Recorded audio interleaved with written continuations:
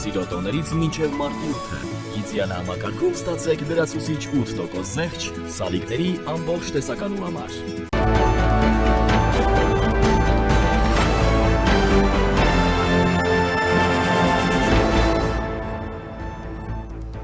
Պատմական շրջադարձ Իրանում երկրի հոգևոր գերագույն առաջնորդը սպանված է։ Հարձակումների նոր ալիք է մեկնարկել Իրանի դեմ Թեհրանը, աննախադեպ հակահարվածով է սպառնում, ԱՄՆ-ն պնդում է ավելի լավ է չանել դա։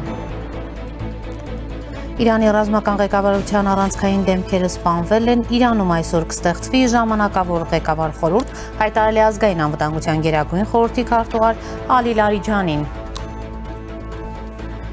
Նոր նշանակումներ են տեղի ունեցել Իրանում։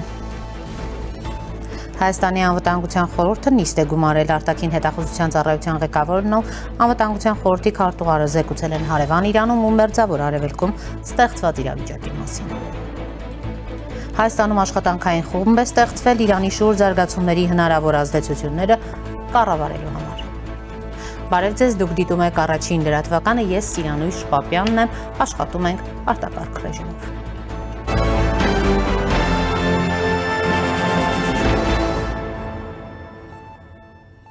Իրանի գերագույն առաջնորդ Ալի Խամենեին սպանված է Միացյալ Նահանգների ու Իսրայելի հասցրած հարվածներից հետո։ Հայտարարելով երկրի 86-ամյա առաջնորդի մահվան մասին, պետական լրատվամիջոցները հաղորդում են, որ սկսվում է 40-օրյա սուկ եւ գրասենյակներն ու բիզնեսները 7 օր փակ են լինելու։ Միացյալ Նահանգների նախագահ Դոնալդ Թրամփը հաստատում է Իրանի գերագույն առաջնորդ Ալի Խամենեին մահացած է։ Սա արդարադատություն է ոչ միայն Իրանի ժողովրդի, այլև բոլոր ամերիկացիների ու աշխարհի տարբեր երկրներից եկած այն մարդկանց համար, որոնք սպանվել կամ խեղվել են Խամենեի եւ նրա արյունարբու ավազակախմբի կողմից, ասել է Սպիտակ տան ղեկավարը, հավելելով սա իրանական ժողովրդի համար ամենամեծ հնարավորությունն է իրենց երկիրը վերադարձնելու։ Թրամփը նաև նշել է, որ ծանր հրետակոծությունները կշարունակվեն շաբաթվա ընթացքում կամ այնքան, որքան անհրաժեշտ կլինի հասնելու խաղաղության Մերձավոր Արևելքում եւ ամբողջ աշխարհում։ Նա հավելել է, որ Իրանի բարձրագույն ղեկավարության մեծ մասը չեզոքացվել է։ Իրանում մարդիկ Իսլամական Հանրապետության առաջնորդ Ալի Խամենեի սպանության մասին տեղեկությունների տարածումից հետո փողոցներում ուրախության բացականչություններ են հնչեցնում, մի մասն էլ սգում է։ 86-ամյա Խամենեին Իսլամական Հանրապետության գերագույն առաջնորդն էր 1989 թվականից։ Նրանք, որոնք նախկինում ճանաչել են Խամենեին, հիշում են որպես բարձրահասակ ու բարեկազմ հոգևորական, ով սիրում էր պոեզիա եւ գրականություն։ Տասնամյակներ շարունակ նա լուծել է Իրանում գրեթե բոլոր հարցերը, սկսած թե արդյոք կանայք կարող են հեծանի վարել հասարակական վայրերում, մինչև երկրի հարաբերությունների զարգացումը Միացյալ Նահանգների հետ։ Երբ Խամենեին մահացավ 1989 թվականին, առանց ակնհայտ հավանական ժառանգորդի փորձագետների ասամբլեան կրոնական մարմին ընտրեց Խամենեին որպես Իրանի երկրորդ գերագույն առաջնորդ։ Իրանը ժամանակավորապես կղեկավարի 3 անձից բաղկացած խորհուրդը նախագահ Մասուդ Փեզեշքյանը, դատական իշխանության ղեկավար Գոլամ Հոսեյն Մոսեյնի Էյեն եւ Պահապանների խորհրդի անդամներից մեկը։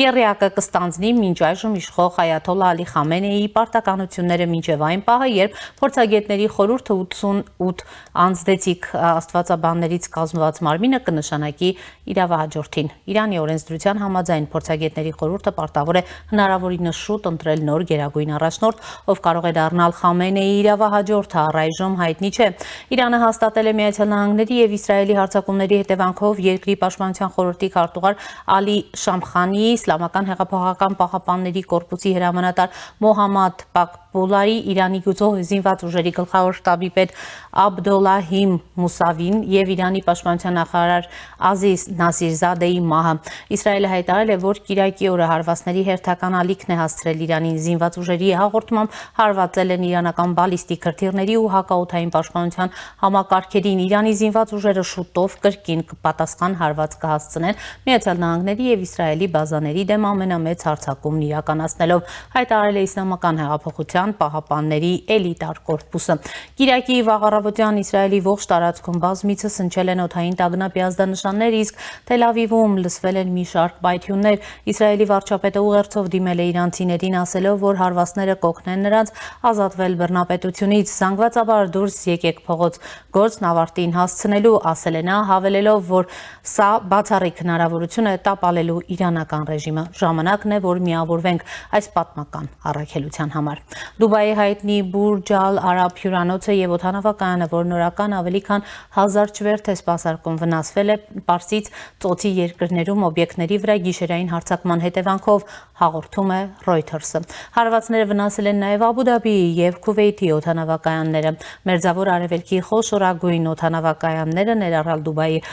այս պահին փակ են մնում։ Ականատեսների խոսքով կիրակի օրը Դուբայի տարածաշրջանային գործարար կենտրոնի շրջանում եւ Կատարի մայրաքաղաք Դոհայի երկնքում երկրորդ օրն անընդմեջ մի քանի պայթյուններ են հնչել։ Սա հաջորդում է Իրանի հայտարարությանը, որ Թեհրանը պատասխան հարվածներ է հասցրել Պարսից ծոցի հարևան երկրների ամերիկյան ռազմաբազաներին՝ ի պատասխան ամերիկա-իսրայելական հարվածների։ Շաբաթ օրը Թեհրանը նախազգուշացրել է, որ փակել է Հորմուզի նեղուցը, որով անցնում է նավթի համաշխարհային սպառման մոտավորապես 1/5 մասը։ Ամերիկա-իսրայելական հարձակումն Իրանի վրա մեկնարկել է փետրվարի 28-ին։ Իրանի վրա հարձակումների հետևանքով մինչև այս պահ զոհվել է 201 մարդ, հայտնել է Կարմիր մահիկի խոսնակը։ Մոջթաբա Խալեդին նաև տեղեկացրել է, որ վիրավորվել է 747 մարդ, հավելելով, որ հարվածի տակ են հայտնվել Իրանի 31 նահանգներից 24-ը։ Իսրայելում Իրանի հասցրած հարվածներից բուժօգնություն են ցուցաբերել 89 մարդու, հաղորդել է Իսրայելի ազգային արտակարգ իրավիճակների ծառայությունը, մանրամասնելով նրանք, թե վիրավորումներ են ստացել։ Իրանում այսօր կստեղծվի ժամանակավոր ղեկավար խորհուրդ, հայտարարել է ազգային անվտանգության գերագույն խորհրդի քարտուղար Ալի Լարիջանին։ Սահմանադրության համաձայն նախագահը, դատական իշխանության ղեկավարն ու պահապանների խորհրդի բարձրաստիճան հոգևորականը ժամանակավորապես կկատարեն իրենց պարտականությունները, մինչև փորձագետների ժողով անունով հայտնի մարմինը ընտրի նրա իրավահաջորդին։ Խամենեի իրավահաջորդը պետք է ընտրվի նույն այդ մարմնի կողմից, որն ընտրել է նրան։ Միացյալ Նահանգների նախագահ Դոնալդ Թրամփն էլ հայտարարել է, որ Խամենեին պատմության ամենաչար մարդկանցից մեկն էր եւ որ նրա մահը Իրանի ժողովրդի համար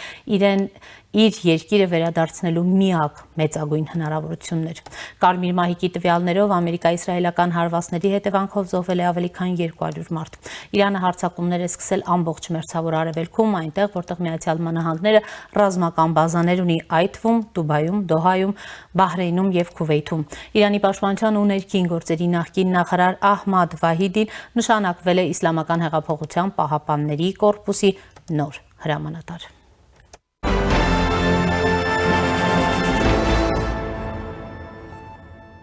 Հայաստանի անվտանգության խորհուրդը քննարկել է իրավիճակը Իրանում ու Մերձավոր Արևելքում։ Կառավարությունից հայտնում են, որ արտաքին հետախուզության ծառայության պետ Քրիստինե Գրիգորյանը զեկուցել է տեղի ունեցող իրադարձությունների մասին, իսկ անվտանգության խորհրդի քարտուղար Արմեն Գրիգորյանը ներկայացրել է միջգերատեսչական աշխատանքային խմբի գործունեությունը։ Վարչապետ Նիկոլ Փաշինյանի գլխավորությամբ տեղի ունեցած նիստին մասնակցել են նաև նախագահ Վահագն Խաչատուրյանը, ազգային ժողովի նախագահ Ալեն Սիմոնյանը, վարչապետի աշխատակազմի ղեկավար Արայիկ Հարությունյանը, ազգային ժողովի նախագահի տեղակալ Ռուբեն Ռուբինյանը, ազգային ժողովի քաղաքացիական պայմանագիր խմբակցության ղեկավար Հայկ Կոնջորյանը, ազգային ժողովի արտաքին հարաբերությունների մշտական հանձնաժողովի նախագահ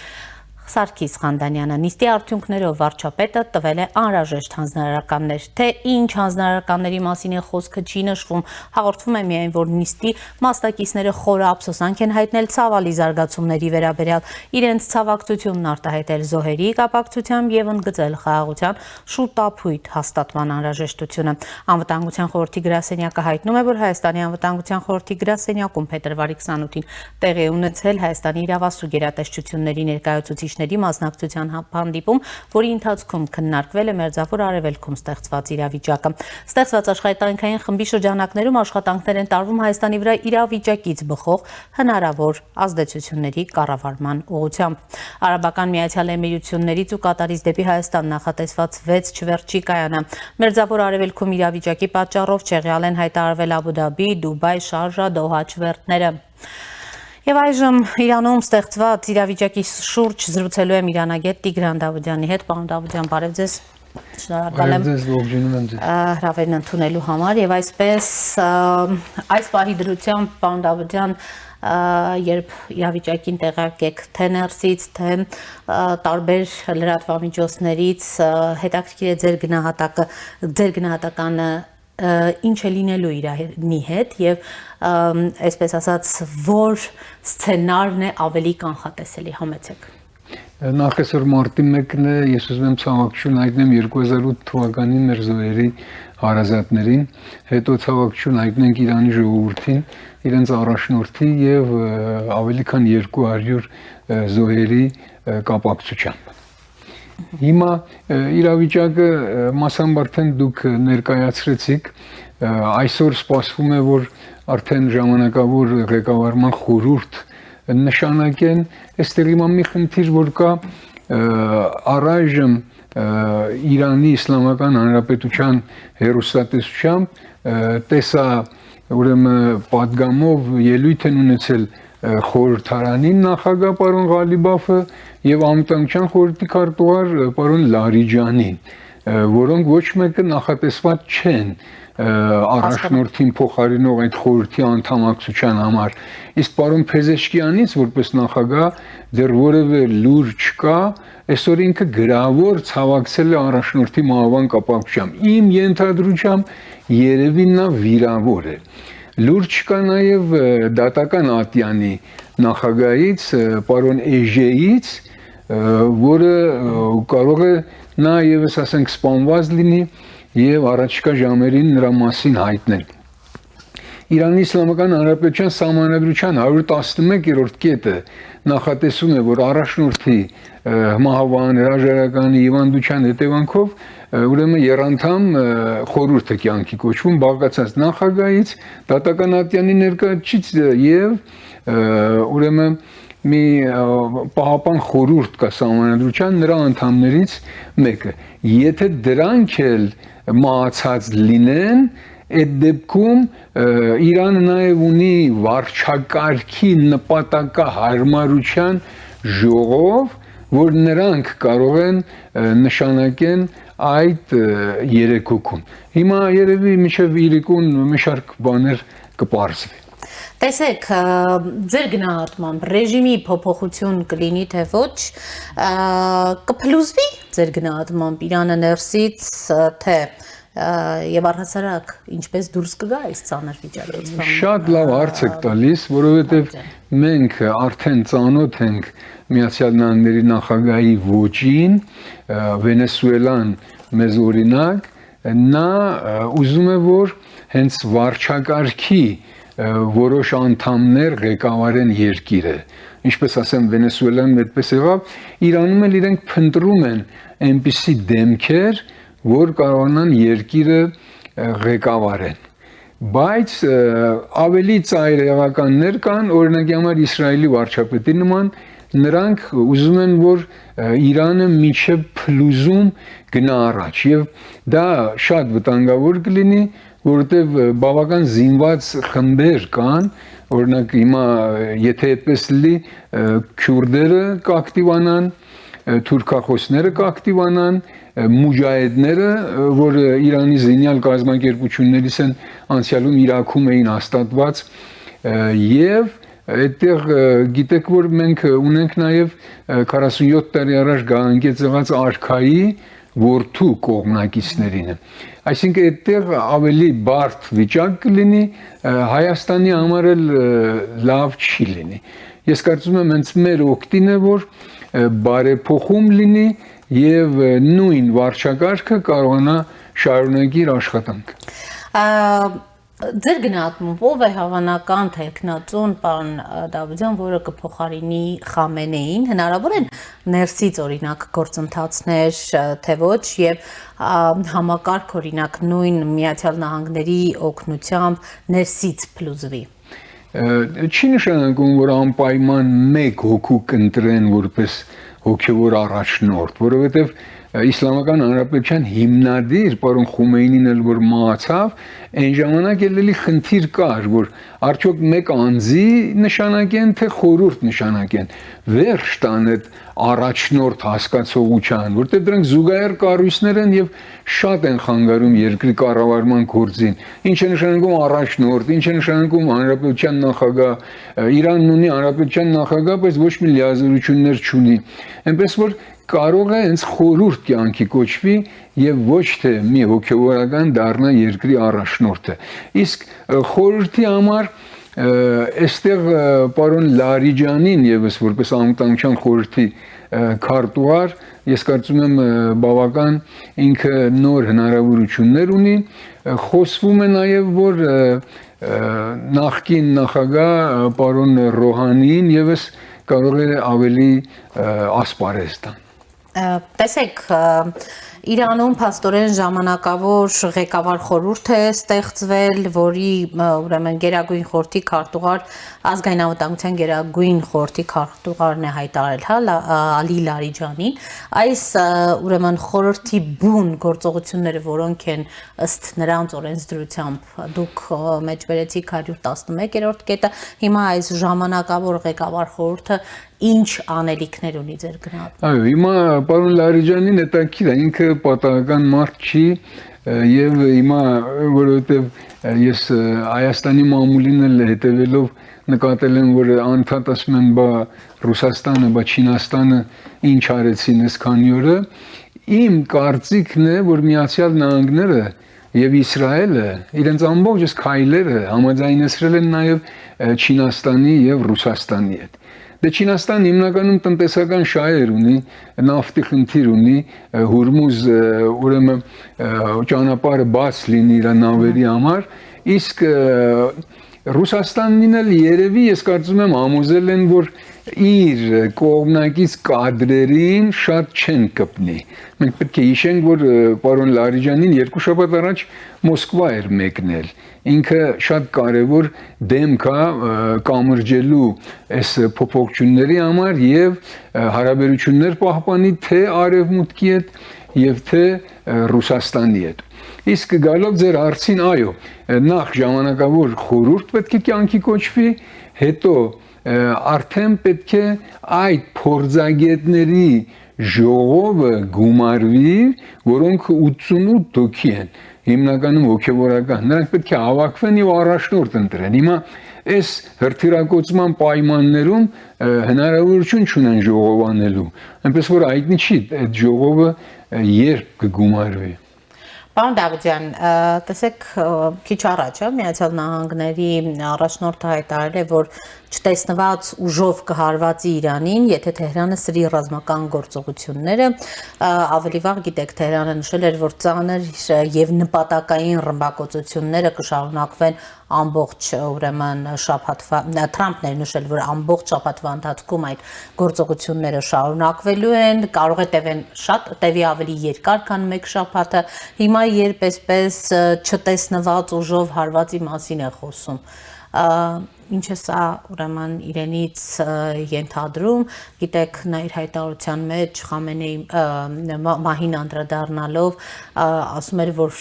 ըստ էության ամենաչար մարդկանցից մեկից ազատվեցին։ Հիմա նախ տեսեք, Միացյալ Նահանգները իրեն պահում են որպես աշխարհի ավակ, որպես դասարանի ավակ։ Նույնն էլ Իսրայել իրեն պահում են որպես մերձավոր արևելքի ավակ։ Իրանք ասում են ամեն ինչ պետք է մեր ուզեցածով լինի։ Իսրայելը ասում է Իրանի հրթիռների շարավիղը պետք է ենթադրենք 600 կիլոմետրից ավել չլինի։ Միացյալ Նահանգները ասում է, որ օրինակ Իրանը չպետք է միջուկային տեխնոլոգիա ունենա։ Հետո մի շատ հետաքրքիր այստեղ համեմատություն էլ կա, պարոն Թրամփը արդեն ամիսներ էր, որ չէր կարողանում աշխարհի հանրային կարծիքին եւ Միացյալ Նահանգների հանրային կարծիքին համոզելս հարձակումների համար։ Մենք եթե հիշենք Իրաքի դեպքերը եւ նախագահ Բուշի կեցվածքը, նախագահ Բուշն էլ անընդհատ կեղծիքներ էր ստեղծում Իրաքի շուրջ, որ տեսեք արդեն նրանց քիմիական ռումբերը, արդեն նրանց միջուկային ռումբերը պատրաստ են եւ մենք պետք է նրանց ոչնչացնենք, բայց Իրաքի վրա հարձակվելուց հետո պարզեցին, որ Իրաքը չի ունեցել նման գործարաններ։ Հիմա եթե մենք նախորդ շաբաթվա լուրերին էլ հետևենք նախագահ Թրամփը անընդհատ Ամերիկայի հանրային կարծիքին համոզում էր եւ տեսեք ինչ էր ասում էր Իրանը շուտով նաեւ բալիստիկ հրթիռ է արտադրելու, որի շարավիղ գասնի մինչեւ Միացյալ Նահանգներ։ Դրանով ուզում էր համոզել, որ մենք պետք է Իրանի վրա հարձակվենք, որտեղ հիմա թե Միավորված ազգերի կազմակերպությունում, թե մի շարք միջազգային ատյաններում մեծ բողոք կա, որ դուք ինչ իրավունք ունեք մի ուրիշ երկրի վրա հարձակվեք ու նաև երկրի առաջնորդին սպանեք։ Դա աննախընթաց է աշխարհում, որ գործող ղեկավարին որևէ թշնամական երկիր սպանի։ Պատմության մեջ միայն Փատրիս Լումումբայի դեպք կա, սա երկրորդ դեպքն է։ Բոլոր դեպքերում ես չեմ կարծում, որ դեպքերը շատ ավելի այսպես բարթանան, քանի որ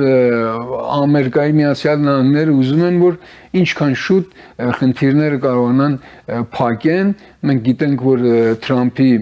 ուրեմն հեղինակությունը Ամերիկայում աստիճանաբար իջնում է եւ Թրամփը նաեւ մտահոգ է առաջիկա ուրեմն կոնգրեսական միջանկյալ ընտրությունների համար, ուզում է, որ խնդիրը շուտ հավաքի եւ կարողանա լեզու գտնի Իրանի նոր ղեկավարների։ Պարոն Դավթյան, Ահմադ Վահիդի նշանակումը ինչպես է գնահատում, գիտեք, որ նա նշանակվեց Իսլամական հեղափոխության պահապանների կորպուսի նոր հրամանատար։ Տեսեք, մենք 47 տարի առանցքային նշանակություն այս նշանակումը թե ոչ։ Չէ, 47 տարի մենք Իրանում տեսել ենք այնքան ղեկավար են սպանել, հենց պարոն Խամենեին դուք գիտեք, որ աջ ձեռքը չկար, որտեղ ինքը մի անգամ նախագահը ռումբ դրեցին քանի օքու սպանեցին, բայց ինքը իհարկե այն ժամանակ չսպանվեց։ Այնպես որ իրանցիների համար դա սովորական բան է, այսը զոհվում մյուսին են նշանակում, այնա զոհվում մյուսին են նշանակում։ Դա մեծ փոփոխություն չի ունենա, որտեղ իրենք դե գիտեք իսլամի շիա դավանանքին են հետևում եւ հիմա իրենց պետությունը կրոնապետական է, գաղափարական պետություն է եւ չի ազդի այդ փոփոխությունները։ Տեսեք, գանք Հայաստանի ձեռնարկվելիք, հնարավոր ձեռնարկվելիք քայլերին, պարոն Դավթյան, ես հիշում եմ, որ մենք 10 օր առաջ երբ զրուցում էինք, դուք նշում էիք, որ կար ուրեմն չպատճառաբանված, այսպես խնդիր հայկական կողմից եկող, որ այստեղ մտահոգություններ են հնչում, ուրեմն իրանցիների հնարավոր ակտիվության, սահմանը փակելու ուրեմն անհրաժեշտության մասին, թեև նշում եք, որ այդպիսի բան տեղի չի ունենա։ Երբ այս ծավալի էր հարձակումը, ձեր գնահատմամբ կլինի այդ ներհոսքը թե ոչ, եւ ինչպես ես ներկայացրի, Հայաստանի անվտանգության խորհուրդը նիստ էր գումարել եւ ընդհանրապես Հայաստանում աշխատանքային խումբ է ձևավորվել Իրանի շուրջ զարգացումների հնարավոր ազդեցությունը կառավարելու համար, հայկական կողմի ուրեմն քայլերը ինչպես եք գնահատում, մենք տեսնում ենք բավականին այսպես զուսպ հայտարարություններ, սա այն է, ինչ իրականում պիտի տեղի ունենա։ Լավ հարց է եւ մենք գիտենք, որ Հայաստանի հանրային կարծիքը շատ զգայուն է այդ խնդրով։ Նախ ես կարծում եմ, որ Իրանի իշխանության փոփոխությունը որևէ ձևով չի ազդի Հայաստան-Իրան հարաբերությունների վրա։ Հայաստան-Իրան ժողովուրդների բարեկամությունը անկախ երկու երկրների իշխանություններից միշտ լավ ա եղել եւ լավ կլինի։ Հիմա եթե սահուն փոփոխություն տեղի ունենա Իրանում, մենք գաղթականների հոսք նման հարցեր չենք ունենա։ Մենք պետք է նկատի ունենանք, որ Իսրայելի եւ Միացյալ Նահանգների այս հարձակումները հիմնականում թիրախային են։ Իհարկե ունենք այդ իրանական դպրոցի, օրիորդաց դպրոցի, որ 100-ից ավել զոհ ունեցել։ Հետո պատահական զոհերը լինում են, ասենք օրինակի համար, ով գիտի, որ այնինչ բարձրահարկ շենքում, ինչպիսի բարձրաստիճան պետական պաշտոնյա է բնակվում, որ Իսրայելը կամ Ամերիկան ռմբակոծել են, որ սպանեն այդ դեմքին, հարևաններից էլ կարող է զոհված լինեն։ Դուք արդեն լսեցիք, որ ուզում էին նախագահ Ահմադինեժադին էլ սպանեին, հրթիռ նետել են իր տան վրա, թիկնապանները սպանվել են, բայց ինքը ողջ է մնացել։ Ուրեմն եթե վարչագահի սահուն փոփոխություն լինի, մենք խնդիր չենք ունենա։ Մենք խնդիր կունենանք, եթե քաղաքացիական պատերազմի հարց առաջանա։ Քաղաքացիական պատերազմը ես արդեն մի քիչ առաջ ասացի, քյուրդերը եթե ուրեմն Իրաքից, Թուրքիայից թափանցեն, որտեղ քյուրդերը ինքնավարություն են ուզում եւ նրանք զինված են, հետո մենք չգիտենք թուրքալեզունները ինչպիսի կեսված կունենան ու մուջահեդները շատ վտանգավոր են, որտեղ մուջահեդները անցյալում Իրան-Իրաք պատերազմի ժամանակ ուղղակի զենքով, զորքով Իրաքից մտան դեպի Իրան եւ կիլոմետրներ առաջ եկան, այնպես որ հիմա էլ այդ վտանգը կա մուջահեդների։ Եվ հետո էլ արքայի որդինա, որ են ունի կողմնակիցներ, բայց նրանք զինված չեն, բայց կարող է քաղաքացիական պատերազմ լինի, այդ դեպքում մենք կարող է գաղթականների հոսք ունենանք, հունիս ամսվա 12-օրյա պատերազմի փորձից մենք գիտենք, որ Հայաստան են գալիս հիմնականում այն իրանցիները, չեմ ասում իրանահայ, իրանցիները, որոնք Հայաստանում ունեն բնակարան, որտեղ մենք ոչ հայ էլ ունենք, որ Հայաստանում բնակարան։ Կամ նրանք, որոնք ունեն հնարավորություն այստեղ վարձակալելու։ Այո։ Բնակարան։ Եվ մեկ էլ, քանի որ Իրանի օդանավակայանները փակ են, եւ շատերը երկքաղաքացի են, մենք իրանցի ունենք, Գերմանիայի քաղաքացի, իրանցի ունենք, Բելգիայի քաղաքացի, կարող են նրանք մեծ մասը կան Երևան, որպեսզի թռիչք վերցնեն գնան իրենց երկիրը կամ գնան իրենց հարազատների մոտ։ Բոլոր դեպքերում մենք գաղթականների հոսք կունենանք, բայց չեմ կարծում մեծ ծավալով լինի։ Տեսեք, պարոն Դավության, ընդհանրապես այս պահի դրությամբ, երբ դեռ այդ քաղաքացիական պատերազմի ուրեմն հանգամանքը չկա, էսկալացիան կարող ենք ասել կառավարելի մակարդակում է գտնվում։ Այո, ես կարծում եմ կառավարելի մակարդակում։ Պարոն Դավության, եւ այն քայլերը, որ ձեռնարկել է Հայաստանի իշխանությունը, այս պահի դրությամբ բավարար են։ Այո, հիշում ենք անցյալ անգամ էլ իրենք Մեղրիում հավելյալ ավտոբուսներ դրեցին, այնտեղ սպասարկման կետեր դրեցին, ասենք ուտելիքի կեցության հնարավորություններ դրեցին, կարծում եմ դա բավական է։ Պարոն Դավության, իսկ ուզում եմ անդրադառնանք նաև վերջին հենց օրերին պաշտպանության նախարարի ուրեմն Իրանում գտնվելուն, այդ ընթացքում էլ խոսել էինք, ես խոսում էի, որ Հայաստանում Իրանի դեսպանը խոսում է ռազմավարական ուրեմն համաձայնագրի ստորագրման մասին, որ է տեղի կունենա Փաշինյանի այցը Իրանի Իսլամական Հանրապետություն եւ այդ կարևոր փաստաթուղթը կստորագրվի եւ նաեւ բարձր էին գնահատում Պապիկյանի այցը Իրան, ձեռքբերված պայմանավորվածությունները։ Հիմա Պապիկյանի հետ հանդիպած ուրեմն Պաշտոնյան է սպանվում։ Ես մի քիչ առաջ էլ ասացի, այդ պայմանավորվածությունները որքանով շարունակական կլինեն ձեր գնահատմամբ։ Ես կարծում եմ կշարունակվի, կարող է դադար ունենա, կարող է խանգարում ունենա, բայց կշարունակվի։ Մենք հիշում ենք, որ տարիներ Իրանի Իսլամական Հանրապետությունը միշտ մեզ զենք զինամթերք առաջարկել, օրինակի համար ասել է, ինչու մեզանից զենք չեք գնում, բավական նման հարցեր եղել է, նման բանակցություններ եղել է, դե մենք մի շարք վերապահություններ ենք ունեցել, դրա համար երբեք այդ աստիճանի իրենց չենք մոտեցել, բայց կարծում եմ այդ պայմանավորությունները ուժի մեջ կլինեն ավելի ուշ։ Եթե ամփոփենք ըստ էության մինչև երեկո շատ բան պարզ կդառնա զարգացումների, հայտարարությունների նաև մակարդակում Իրանում սպասում եք դեռ կարևոր այսպես առանցքային։ Այո, որտեղ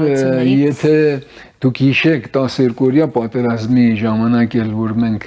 խոսում էինք, բոլոր ասում էին, բա ինչու Խամենեին չեն սպանում, այն ժամանակ էլ միշտ այդ հարցը կար, որ